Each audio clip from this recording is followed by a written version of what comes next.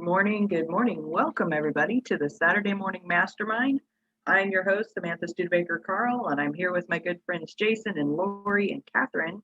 And today we are going to continue our discussion of the book Love, Life, God by Jared Hewitt. And we are on chapter 13 at the beginning of the chapter. And so if you're interested in adding to the conversation, we would love to have you. Guys, jump out, introduce yourselves, and then we can start on chapter 13. Lori Emmons in Denver. Hello, this is Catherine.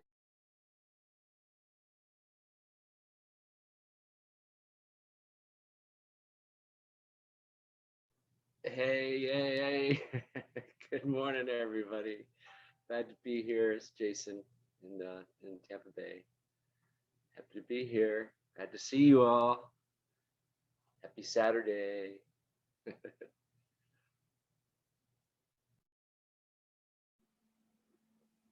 Awesome, guys. Okay, so chapter 13. Who wants to read today? I can read. I got it pulled up. Okie dokie.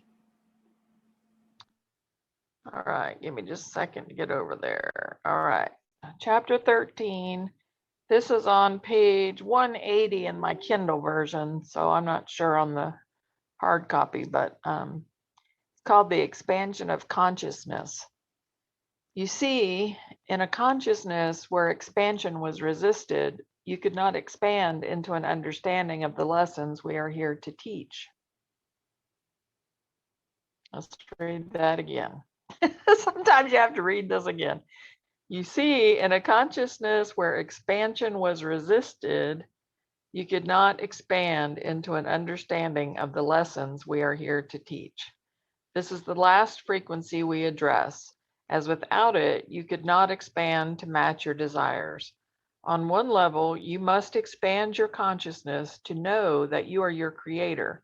And on another, you must expand your consciousness to include that which you have called forth. And he asks, Jared asks, it's all very multi-level, huh? And they said, vast and brilliant. We've asked that when you claim self-love, you claim it on behalf of all energy, because as consciousness expands, new frequencies are encompassed, new vibrations are chosen for all. Self-love grows as you grow. It is self-sustaining and ever-evolving, just as you are, and it evolves on all levels.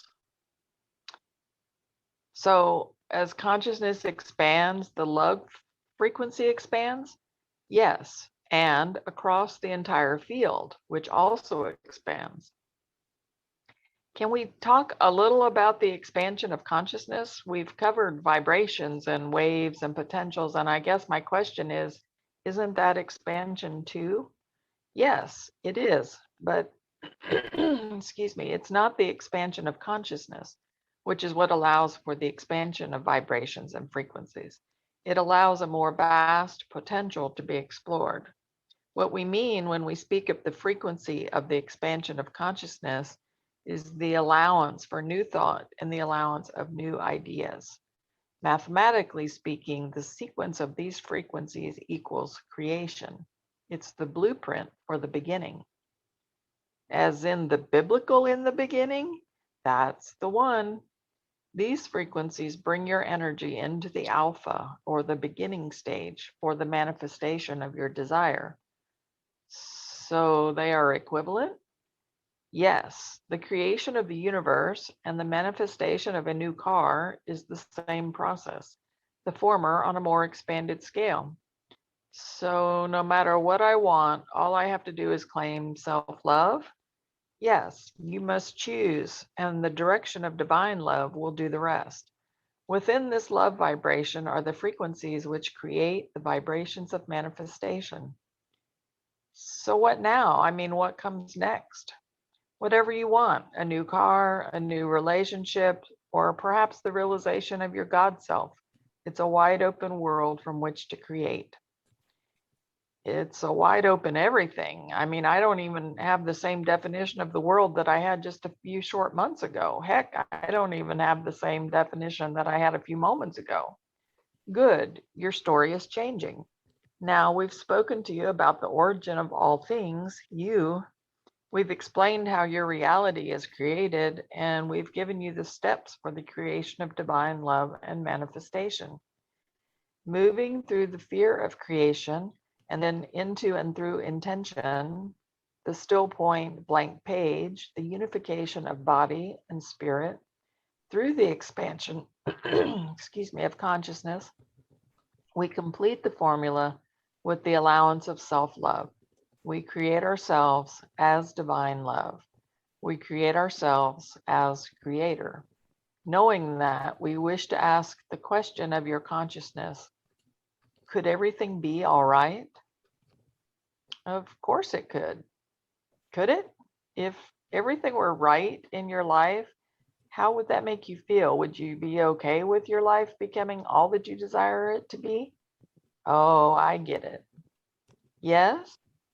No, I was just saying, I'd like for my answer to be yes. I really would.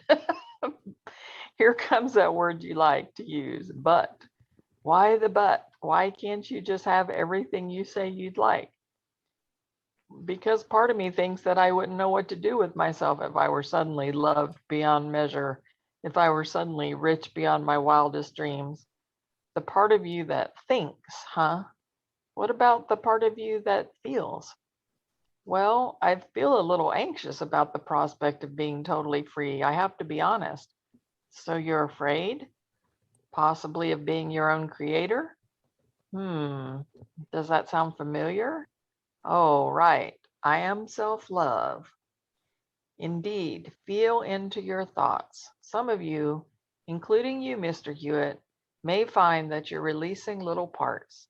Self-love will cover all the bases, but you have to be willing to know that and to trust that. You have to be willing to give up. Let go and let God. Remember that? We'll keep saying it until we all truly get it. Let go. You're not giving over to something outside of you. You're giving over to you. You're giving up all of your bullshit. And we'll stop right there since the divine just cussed.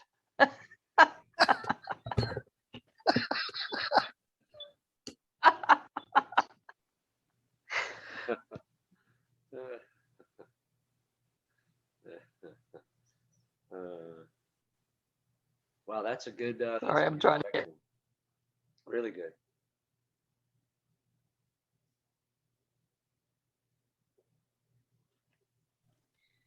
So what do you think about that? I mean, I totally get what, we hear this a lot, not just from this book, but many other books that we've read and other books that we've read on our own, or people we've seen speak talk about how the only thing we're really afraid of is our true power.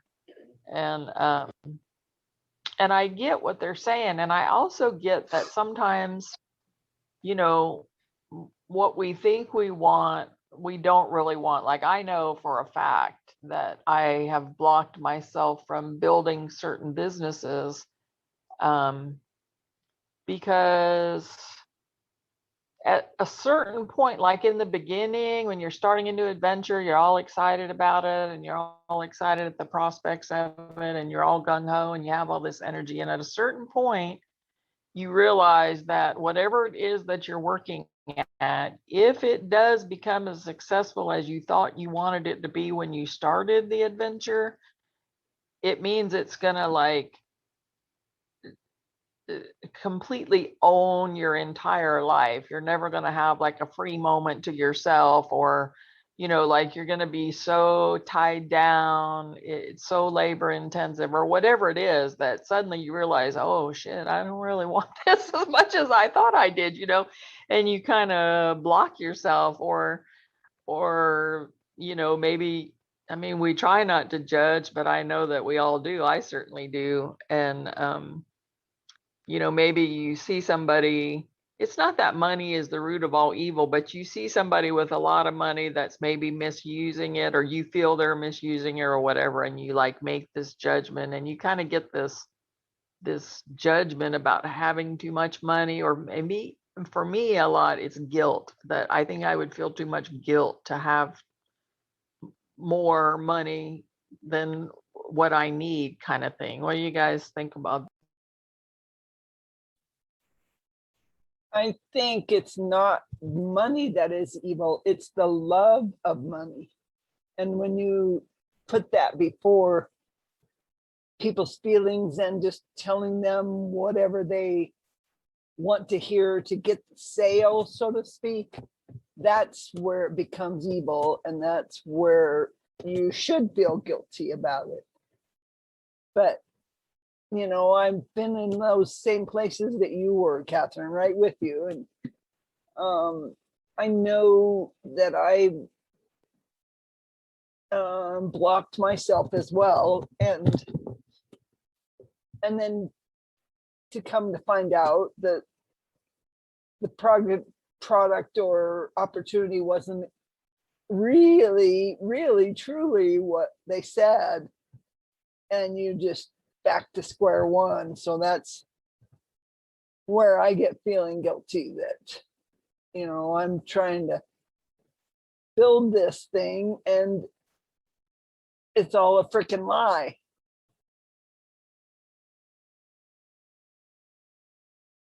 I know. I hear you.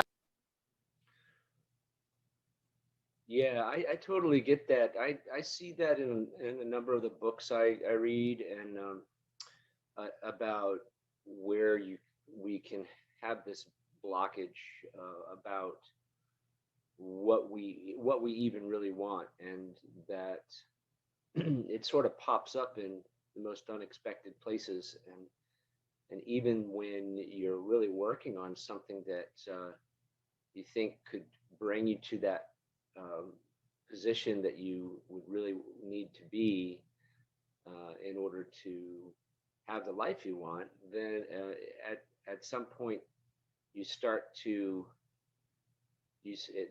that starts to come up against the position that you put yourself, that you currently are in. And I kind of see it as that, you know, like what you said, you're saying is sort of, it's as if what you are pursuing is going to completely transform and take over your life, rather than transform it into a better life that you will enjoy and be able to work within. But it's almost, it's sort of like, you know, that old saying of being able to step out of our comfort zone. You know, it sort of goes up against our comfort zone at some point, where we're like, well, I'll have to stop doing up all these things, or I won't have time for this or that. I'll have to be spending my time on these other things, and in order to keep my business going. And so it's like, you know, then you have to kind of convince yourself to step out of your comfort zone and realize that these are the things that I have to give up in order to get what I want. But then there are other, it's interesting, because that is actually something that's being discussed quite a bit now in the home business realm, is how do you scale your business in a way that it doesn't take over your life, that you still do have the time to spend with your family and do the things that you ultimately want to do, that you're hoping your business will allow you to do. How do you keep it from being a time trap, you know, sucking all your time up so that you don't get to do the things that you want to do. And so they talk about when you go into the idea of your business, that you should already be thinking that way, and so that you don't create that time trap, and that you are looking at ways to scale your business without taxing your own energies and time so much that you are then unable to maintain a life that you want, and that's and that is I don't want to say like opposite of your comfort zone, but it is a different way of looking at it, that you can still have your comforts. It's a way, it's a thinking about it in a way that you can still have your comforts and also have your business and your success at the same time. And I'll leave it there for a moment. Great points. I think we have so many things going on in our minds when we're trying to do anything. And I think one of the things it's trying to tell us to do, with this let go of the bullshit part, is all these judgments on it. We assume that, if we have a really successful business, it's going to be a time suck and it's going to take up our, it's going to dominate our whole lives. And so we get scared. And, years ago, way back when I had my pet grooming business and my husband had a trucking business and I had teenagers and all of that. And, at that point in time, I was so overwhelmed with everything that we had going on that all I wanted was for all of it to just stop. It's just like, I'm over it. There's too much. I'm stretched thin in every direction. And, the thing is that, but I had these conflicting feelings. I had the feelings of, we want the success so that we can have that financial security. And yet I wanted the freedom so that I could just enjoy my life and spend time in nature and spend time with my kids and just enjoy my family. And, it got to the point where I just couldn't manage it. It was too much. It was too much going in too many different directions, and I didn't know how to fix it. And I think that my kind of internal feelings about the whole situation being overwhelming and not what I really want was probably what created the mass destruction of everything in our lives. So it's like we do these things to ourselves without realizing it. And it's such a weird thing. And I feel like, that is a big part of it is we just have to let go of our bullshit, because if we get too much contradiction, then we will sabotage ourselves in one way or another. And, it may seem like we're trying to, I don't know, fix the situation, but in reality, we're kind of like coming around behind ourselves and not. So, but then at the same time, going forward in my life, I created a lot of peace in my life. And yet we were, and on one hand, I say I really enjoy, we lived in a camper for a number of years, and that was what we purposely did because I needed that peace. I needed that time of my life where I did not have things stressing me out. But we had basically no money coming in back then. I mean, it was very low income situation, and we struggled financially, and I didn't like that either. It's kind of like, we think we want one thing, and then we get it, and it's not what we thought that it was that we wanted. And then it's this whole kind of deep soul searching thing of trying to figure out, okay, what is it that I really, really want? And, for me, it comes down to kind of two things: is I want financial security, and yet I want peace in my life. And how do I find that? And how do I get both without, running myself thin? And so we have these ideas also that, it has to be hard, right? Everything is so freaking hard. And it seems like a mantra that I hear myself saying so many times. And I know that they're saying we need to let go of that too, that it doesn't have to be this hard. I think there's a passage in here or somewhere that I just read recently that said, just let go of all of that and allow, and it will be even more wonderful than you can possibly imagine. And the thought of that is just mind boggling, to think that maybe I don't need to control it. Maybe I don't need to work so hard at trying to figure it all out. And I can just kind of allow things to come about as they come about and know that I will respond to them in the way that makes the most sense at the time without having to put all my judgments on it and all my bullshit, as they say. And And that's scary. It's scary thought to just let go and let God, if you will. And but yet at the same time, when I let go of all that mumbo jumbo in my brain, that's when I feel at peace, which is the thing I say that I want, right? And I don't mind doing work. It's not like I mind doing our trucking business or mind doing anything else. I don't mind it at all. I actually enjoy a lot of it. And so I guess that it's just kind of finding that happy medium of letting go of all these baloney thoughts that are in my mind and allowing the things to come and know that I'm gonna answer them in the right way, whether that's an action or thought or whatever, and trust more. Because I feel like that's what it's just trying to tell us is, we get too many things going on in our head about what we think it's supposed to be or how it's supposed to act or things we have to do in order to have what we want, and that's our problem right there. Morning, Karen.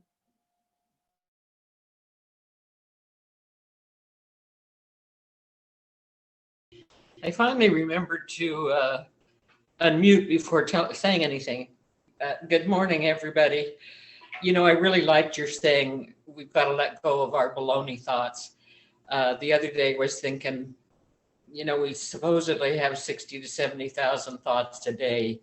And of course, a lot of them are repetitive thoughts. So I was thinking, how can I change those thoughts um, or slip in there better thoughts? And it's kind of fun for me to think about baloney thoughts. I'm a very visual person, and so that's just kind of cool. I can't think of them as baloney thoughts because I don't like baloney. So I have to think of them as cherries and pits. Maybe that's a good way to let them go Sorry, if you keep don't reading. like them. If they don't taste, bologna's not what you're liking. Let in some orange thoughts. Let go of the bologna one. Yeah, they're not the best thoughts, for sure. Those baloney thoughts. I think there's a good way to kind of test our belief in what we want, and that's through visualization. Uh, I'll try to, at least for me, I try to visualize myself with, say, the ultimate thing that I'd like to having that, and also having like plenty of money in the bank, that because the security of that, and having that one thing that I want, and really experiencing how that would be to have the things that I want and be in that position, and then noticing how long I can keep that thought, how long I can really put myself in that, and keep that thought before some other negative thought comes in. I tell you, it's pretty quick that a thought will come in that will be like, oh, but if I have that, then I'll have to do this, or if I have that, then how can I possibly have that when I have all this other stuff going on, but that's a pretty good test for me to to test my belief in myself, maybe in self-love. But I think the self-love thing is very interesting, because they talk about the levels in that last paragraph, and I thought that really helped me to perceive what they were talking about, how there are many levels to the frequencies and what they were speaking about, that that we should consider, that it's not just cut and dry. It's not just a binary thing that you either have self-love or don't have self-love, but that there may be levels of that self-love, and that as you grow your self-love, then that opens up other levels and opportunities and other frequencies that allows you to then grow in your consciousness and your understanding. I thought that was interesting. So that makes it sense to me that then why we can't see it from where we are, but we have to get to that next point, that next position, and then we will see the next thing that, you know, the next level, so to speak. I don't know. Oftentimes I just want to be like one of the birds of the air and don't worry about a thing. And I just get to live, and I really struggle with identifying exactly what it is I want. What is that I want? I really don't need or want material things. They're not going to bring me the peace or the happiness, or sometimes they bring more stress, like your car or your, you know, it just doesn't jive with all the things we've learned about. No, it just left me. I can't remember what it was.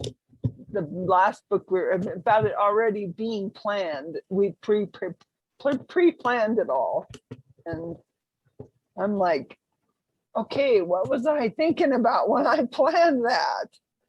Since we're all in this new, it's not so new, but the phase of consciousness and self-actualization, and of course self-love. And don't know, it's just Yeah, I'd like to jump out there with you, Lori. I've always been a kind of a bird watcher. I love birds, and I know what you're talking about. You know, when you think about, like, gosh, you know, how does nature do it? And it seems like they're so free and everything.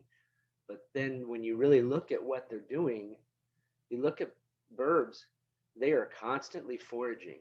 They are constantly looking for food all the time. And they're up early, and they're up late, and they're constantly having to look for food just to survive. And if they're not doing that, they're building their nests, or they're trying to fend off other predators. It is, you know, a bird's life is not as free as you might think. It seems, you know, we see them gliding through the air, or you know, soaring high in the sky, but it's you know, we don't realize how, you know, all that's, you know, sometimes we don't think about all the things that they're having to go through. And I think that's kind of the same thing as when we're on when we're initially going after the thing that we think we want. We're not considering all the things we're going to have to give up. But then once we start actually trying to implement what it takes to make it successful, then we start realizing what we have to give up, and then we're going, how is this going to work? And we start second guessing ourselves. But I think that's when we have to, hopefully we've worked on our self-love, or our belief in ourselves, however you want to put it. But then we also, I think it's also about not only faith in ourselves, but then when we don't have the faith in ourselves, we need to have faith in the higher power, you know, have faith in God, that and allow him to do what needs to be done too. So there's a little more to it than putting it all on our own shoulders, I think, and knowing what we're going to have to give up. You know, we always have to give up something in order to get something else, but it doesn't mean we have to give all of it up, and it doesn't mean we can't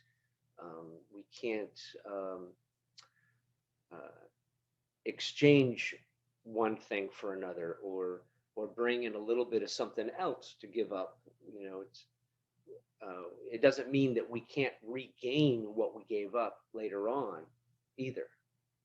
You know, so it's hard to let go in order to to learn how to swim. Hard to let go of that edge to learn that we can actually swim or float around. So, it can be scary, totally. Yeah, it's not like I'm thinking that birds don't have to do any work. And trust me, I at this point, after being retired and under quarantine and all this for 2 years, I would welcome something to do, give me some direction or some idea of just what. Because when we're young, we have this goal, got to get a good job and go to school and get a good job, all this. And by the time you get there, that job is no longer a thing. So, and just all kinds of things that are not what we think. And to not really have, I don't know, maybe I'm the only one, but to not have any desires for things. I don't know something I'm working for. I have everything I need to sustain life, and still, like my dad always said, I wouldn't be happy if I was hung with a new rope. And I didn't understand that for the longest time, but a new rope is much more rough on your skin, whatever, it's not been worn down, and much more prickly. I think I know what you mean, but if you're not, I think what it is I'm not one that's all about material things either, and I'm like Catherine, like worried, like, well, if I had everything I wanted, if I then or if I had all the money in the world, then what would happen to me, or would there is something that happens to people that have all that money, that then you start acting strange or something. But I think when it's not clear as to what it is that you want, it's like, well, what is it that's not making you happy? What is it that you're lacking in your life that's not making you feel like you have the happiness, or have what is it, whatever it might be, sustainability, or the freedom, or the independence, or the love, or what is it that we have to ask ourselves what it is for each of us that it is we're looking for. We have to be clear on that. It may not be a material thing, and that's fine.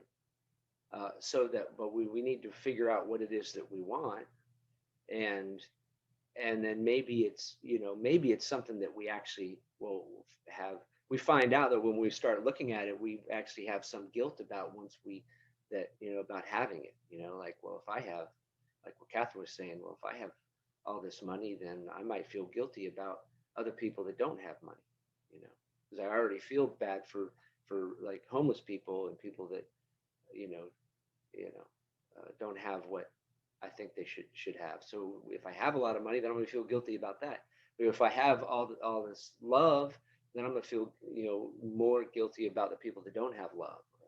If I have independence, then but we don't realize that until we've actually take a deep dive and dig down deep into what it is that we actually want, and then we start to experience the whatever it might be, the guilt, or the feeling of not being worthy, or whatever it might be.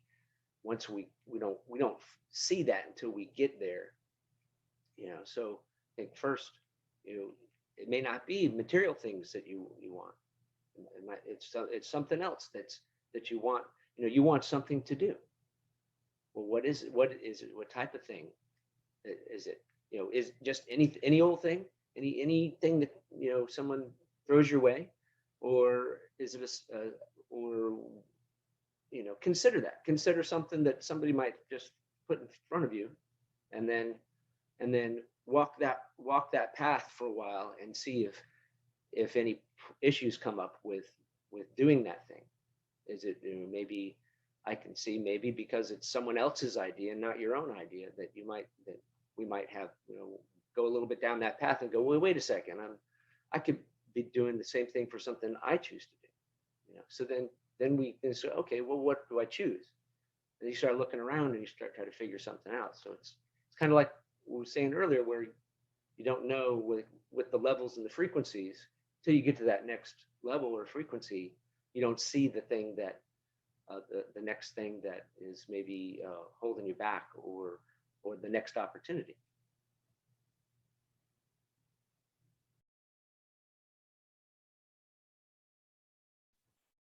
I guess that's where the self-doubt comes in. I don't trust myself, or don't believe in myself, or I don't know. That's not an easy choice, and trying to create something rather than compete. It's such a huge competition world. Got to figure out something I can create. And I had an idea the other day, and then I've spent a lot of time working on, okay, how can I do that? And how would I develop that? And then I spend the rest of the time saying, oh, nobody wants that anyway. So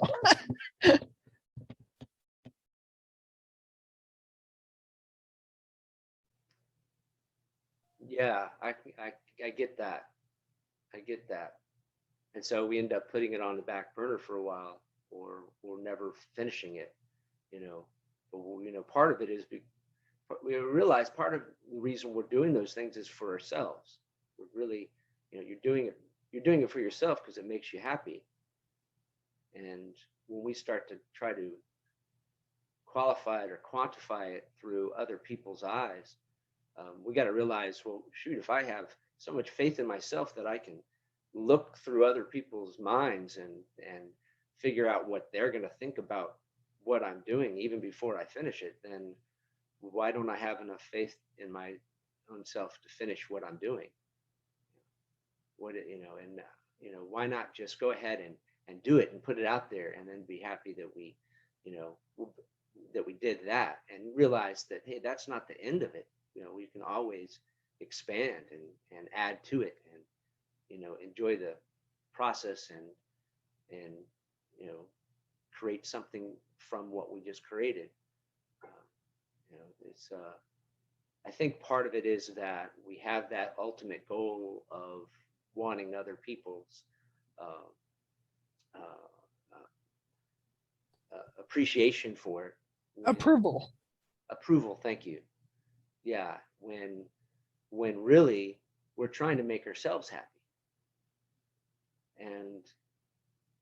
And we all know that other people's approvals are not really anything, any solid reward for doing what we've ever done. It's nice, but ultimately we want to be happy with ourselves and what we're doing. So even if some people approve of some things that we do, doesn't mean we're down the road it's going to make us necessarily, depending on what it is, it's going to make us feel good. But keeping in mind that we're ultimately trying to make ourselves happy. So, hey, finish that project, and then put it out there, or don't put it out there, but finish it and make it, and enjoy it, and but then let's make sure it's something that you've decided to do, that's going towards what you want to do. I know I put projects in front of me sometimes that end up just being distractions from what I really know that I need to be doing. So there's that too.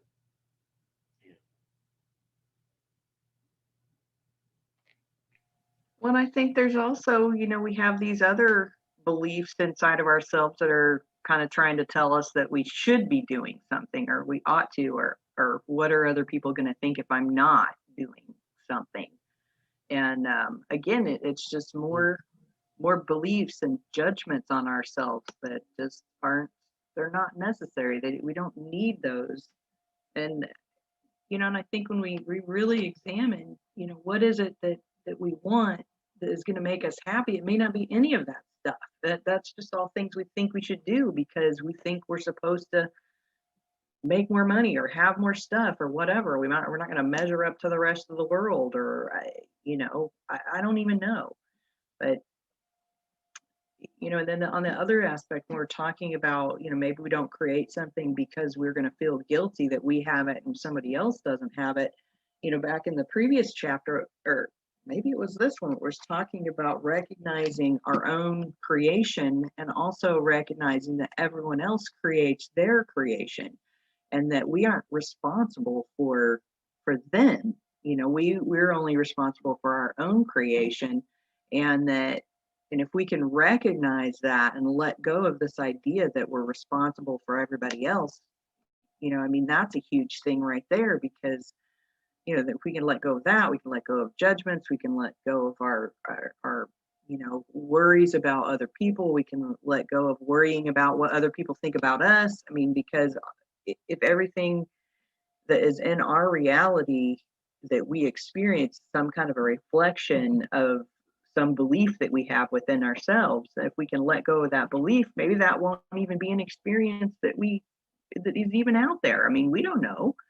We're so stuck in this kind of hamster wheel of constantly judging ourselves and being disappointed in ourselves for not creating what we think we should do and act the way we think we should act, and and I feel like it's just telling us to let go of all that bullshit. We don't need to think those thoughts. We don't need to believe that we have to give something up in order to gain something. That could totally just be a belief that we have, and that or that we have to work hard in order for something to be great, or that it has to be difficult through every step of our lives. Maybe that's just all BS thoughts that we don't need to think, and we can let go of those things. What if that's it? It said, asks us the question, what if everything's all right? Could it all be all right just as it is? And what if it was, and we didn't have to have all these judgments and beliefs and baloney? What if right now it's just perfect and we don't even realize it because we're too busy judging it and having beliefs against it and having ideas that everybody else thinks it's not good enough? What if we can let go of all that? What would our world look like personally? What would your world look like if you could let go of all of the mumbo jumbo that you keep telling yourself that is not right with you, or not wrong, or not good enough, or isn't enough, or not success, or what are these thoughts that we're thinking that we can't let go of? Can we examine those? Can we go into like a little thought state of, what do I really want to make me happy? And if we just let go of all the baloney, would we just be happy right now? And we're just avoiding meeting that goal because we're so caught up in thinking all these thoughts? Just kind of a possibility. For whatever reason, I was thinking about my last view of Richard Branson, as he was wishing Jeff Bezos and that team well to go up into space. And every time that I've ever seen Richard Branson, generally in pictures or, little snippets of something, I can't imagine him, sitting there thinking, I'm not good enough. I can't do this.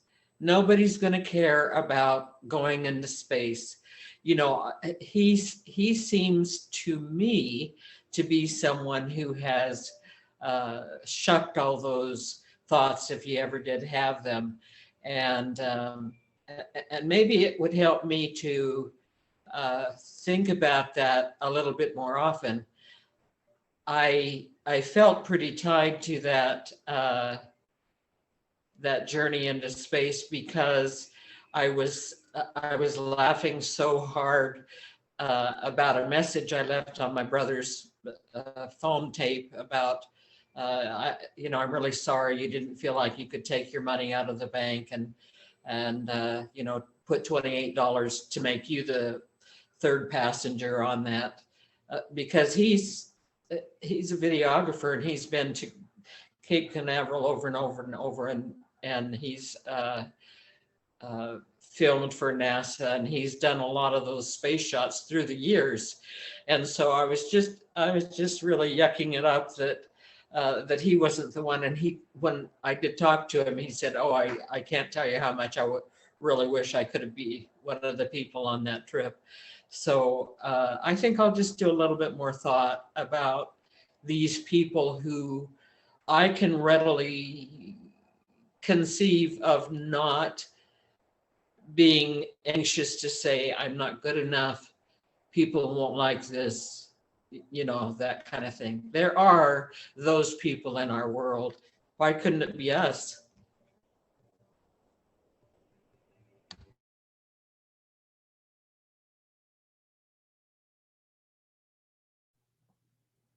Yeah, sure. I what you'll find is a lot of those people, they have all the same self-doubts that we do too, but they've learned early on to overcome them, or they've allowed their ambition and their focus to fill their mind rather than the doubts. They just don't give much space to those negative things. But most people that are successful have gone through a lot of difficult times too, and self-doubts. So, and it's usually a process to get where they were, where we're finally seeing them. We see them today as total successes, and we can't imagine them being anything else. But it wasn't always that way.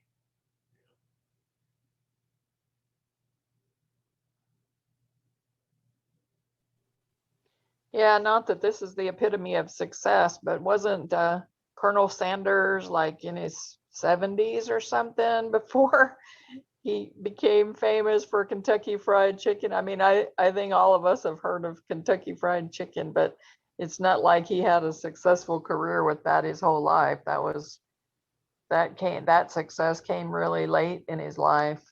And then of course there's so many artists and scientists and people who never received any recognition until they were dead. Like they worked their whole life on something, and now it's revered, whatever it was. But during their lifetime, they were prosecuted for it, or it was witchcraft, or whatever it was.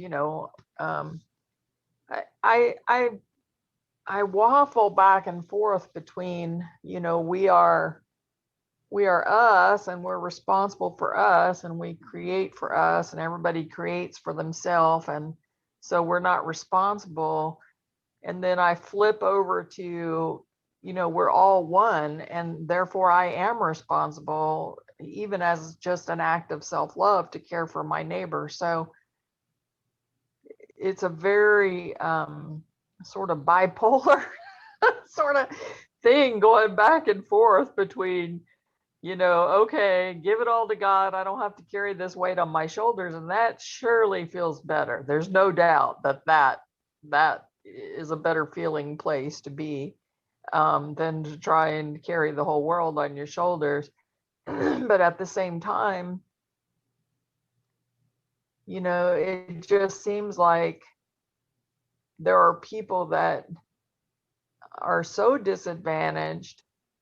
And yeah, I get that they've always been disadvantaged, and or what we would consider disadvantaged. That's the first part right there, is judging their situation, because a lot of people that have much less than what even the poorest people here in the United States have are still much happier people. I mean, for me, I was very happy in my most simplest of living, when I was living off grid up in the mountains. That's when I was the most happiest. So I'm not saying that having a lot of money or having material possessions make you happy. I know they ease the stress of things sometimes, like having enough money in the bank where you're not worried about getting kicked out of where you're living, or you're not worried about buying food next week or tomorrow or today or whatever, that does make life easier to have enough to cover things.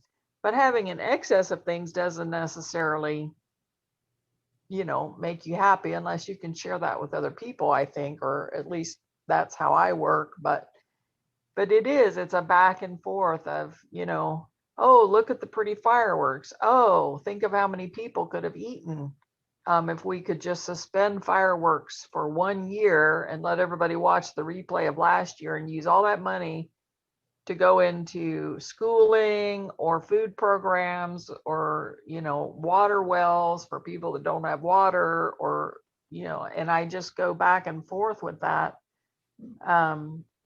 Just like with, the decision, I try to make decisions that don't affect other people in an ill-mannered way. And yet there are people making decisions that affect a whole lot of people in an ill-mannered way, and they don't seem to, like, because we're all sort of raised with this moral compass, right?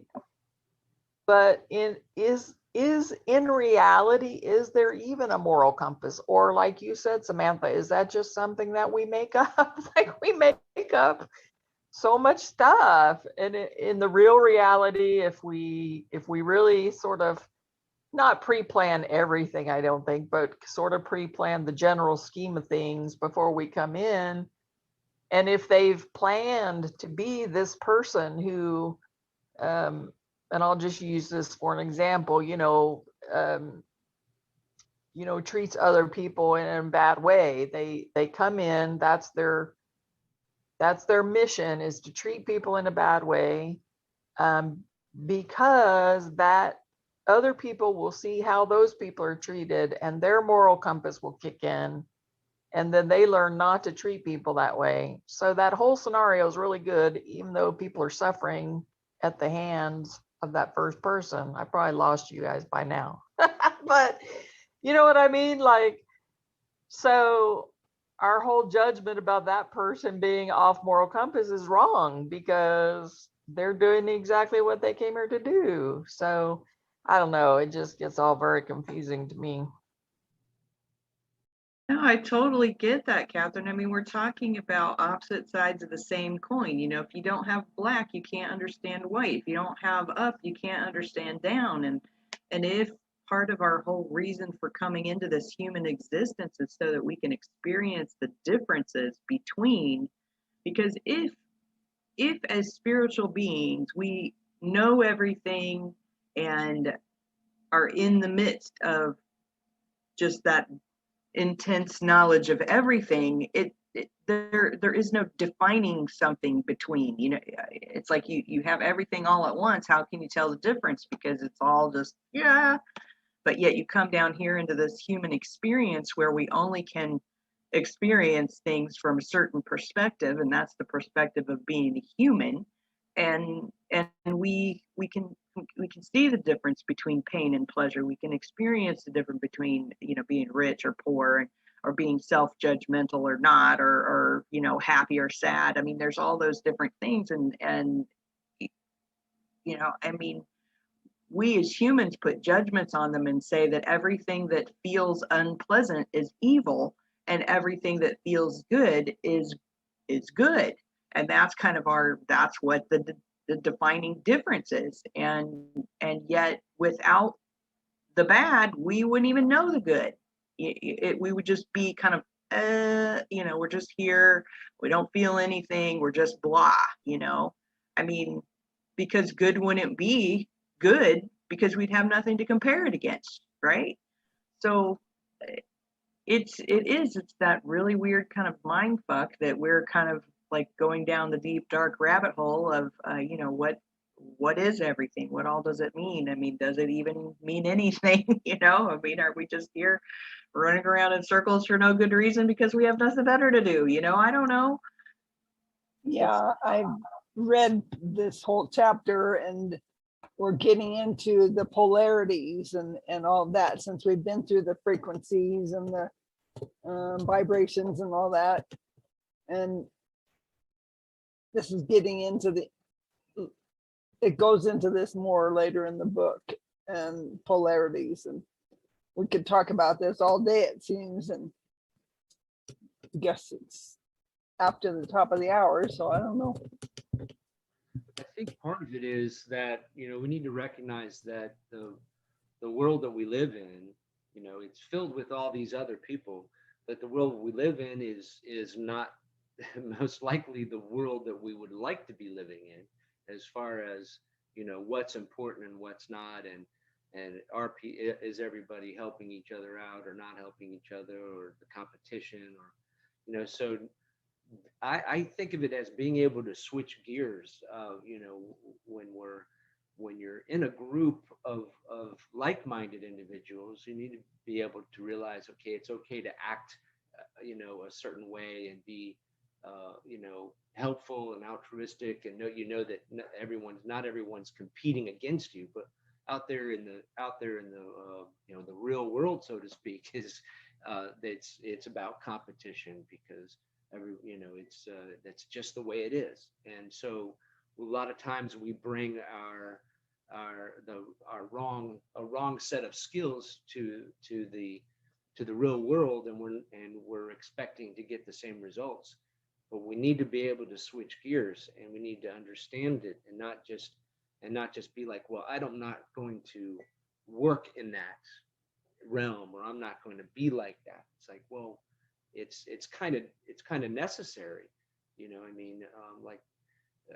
think Catherine was alluding to, is like, you want to be able to help your neighbor, or be there to help people, but at the same time, when you help someone so much, you rob them of the experience of them doing it for themselves. We can't, and so, maybe by helping them, you're actually hurting them. They have to go through the process of learning how to do it for themselves, and go through the same things that we're trying to manage and get good at. So it's a little bit like, we can, when we see an opportunity to help someone, we can only sometimes make suggestions, and sometimes we can't even do that, because people, depending on their frequency and where they are, they may not be receptive to it at all, and it might put us in jeopardy. They might lash back out at us because that's just where they are, or they may be so receptive that then they start monopolizing your time, and then you're like, a week later, like, where's the time gone? What have I been doing? I've been helping this person, and now they're ghosting me and not even returning my calls. And then we're like, well, what was I doing it for? And then, so it's a bit about being able to change gears and navigate those different frequencies throughout life and throughout the different relationships that we're in, so that we can, achieve the things that we want, and also find that balance, I think, as far as the good and the evil side of things. The world that we're experiencing, and the world that we want to actually exist.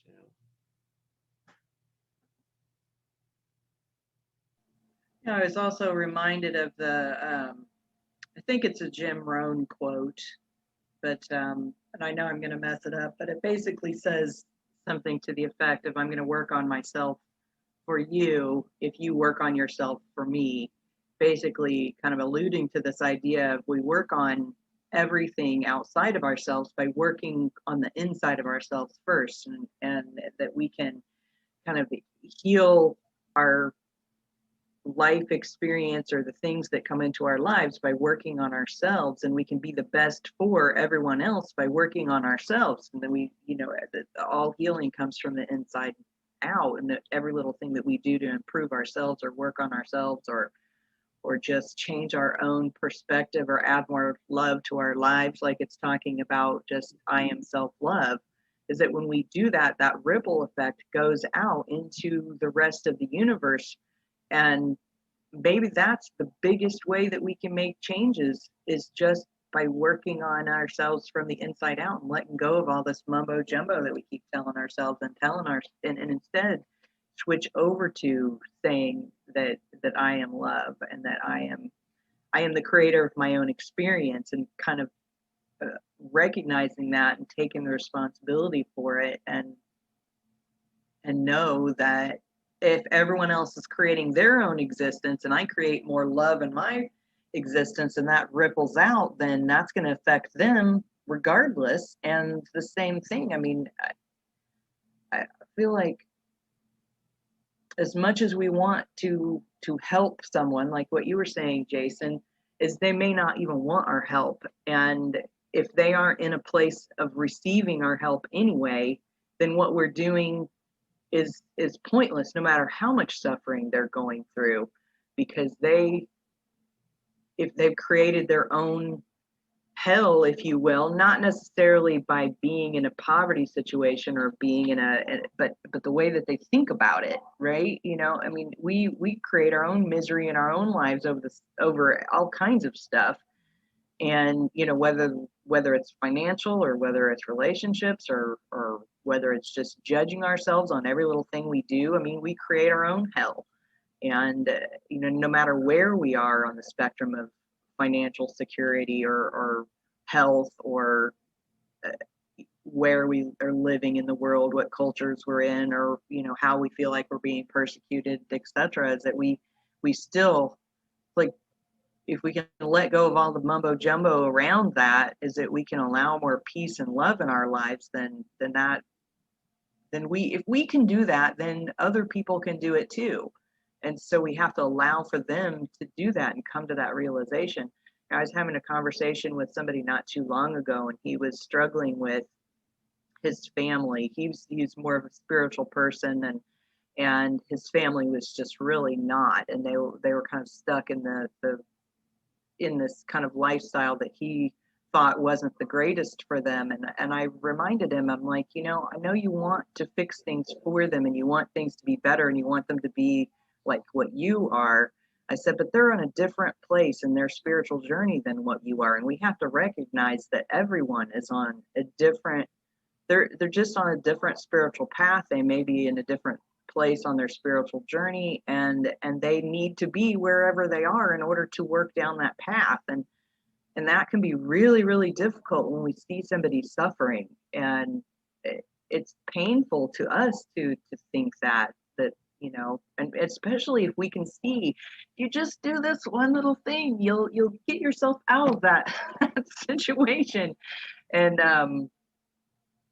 but it's hard. It's so hard, and because we want to be helpful, you know, particularly like if it's a family member and we see them struggling, and we just want to fix it for them, and yet at the same time we didn't get where we were by having someone fix it for us. We had to go through the shit to experience it, to learn from it, to grow from it, to move from that point to get to the next one. And but it's hard. It's so hard. Well, we are way past the top of the hour, guys. So, final thoughts, and we'll wrap up for today. Everybody jump out. It's just a matter of let it go, let it be, and all of that. Anyway, thanks. Great conversation. Yeah, I agree. And be aware that, you know, when you let go of that, which you need to let go of, you're not letting go of yourself. And it's not that you can't reclaim whatever it is down the road if you know, when or if you need to. But you might find that what you're letting go of is not something that you need in the end. You know, so, you know, have faith in yourself, and when that runs out, have faith in the Lord. And you know, everyone have a great weekend.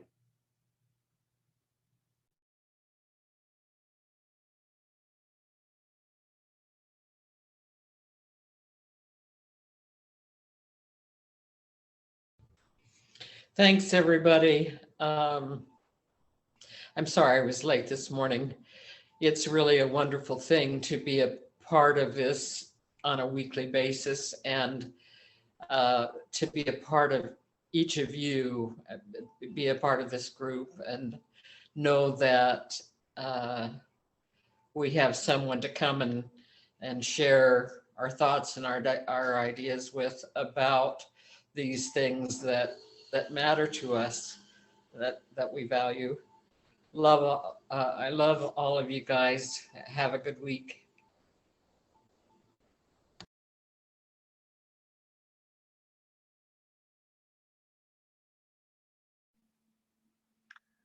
I love you so much, Karen, and I love all of you as well. And I enjoy listening to everything that you have to share.